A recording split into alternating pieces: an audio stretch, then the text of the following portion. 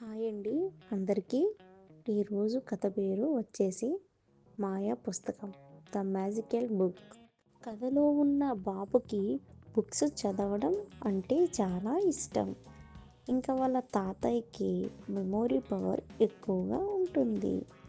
కథలో మాట్లాడే మాయా పుస్తకమే ఉంటుంది. లేట్ చేయకుండా కథలోకి వెళ్దాం. ఇంట్లో బాబు టేబుల్ మీద కూర్చొని బొమ్మలు వేసుకొని ఉంటాడు.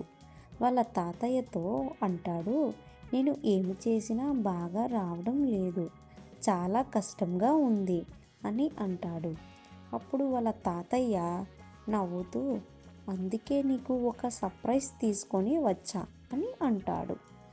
బాబుకి ఒక దుమ్ము పట్టిన పుస్తకము ఇస్తాడు. వాళ్ళ తాతయ్యతో అంటాడు, ఇందులో ఏముంది తాత అని అంటాడు. వాళ్ళ తాత అంటాడు, తెరిచి చూడు అని అంటాడు.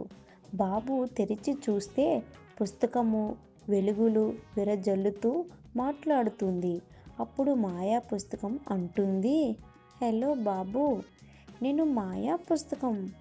మాయా పుస్తకం అంటుంది, నేను నీకు నేర్పిస్తా అని అంటుంది.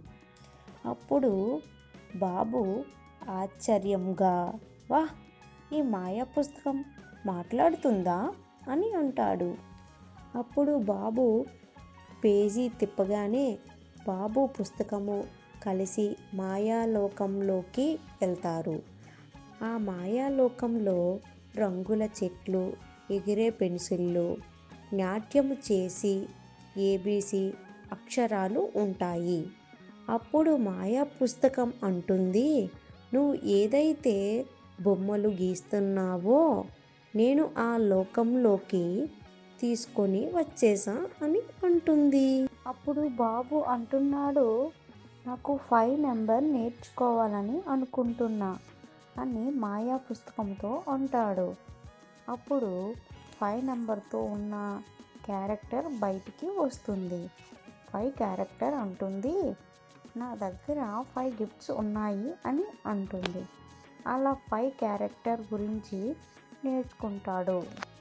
అలా బాబు అడ్వెంచర్ పూర్తి అయ్యాక రియల్ వరల్డ్కి తిరిగి వచ్చేస్తాడు. అప్పుడు మాయా పుస్తకం అంటుంది, గుర్తుపెట్టుకో బాబు, ఏదైనా నేర్చుకోవాలి అనుకుంటే ఇంట్రెస్ట్ ఉండాలి అని అంటుంది. అప్పుడు బాబు అంటాడు, నేర్చుకోవడం కూడా ఒక గేమ్ అని అంటాడు. అప్పుడు బాబు తాతయ్య దగ్గరికి పరిగెత్తుకుంటూ వస్తాడు. తాతయ్యతో అంటాడు, నేను ఇంకా నేర్చుకుంటా, నేను మాయలాంటి వాడిని అని అంటాడు. తాతయ్య సంతోషంతో, నా బాబు మహావీరుడు అని అంటాడు.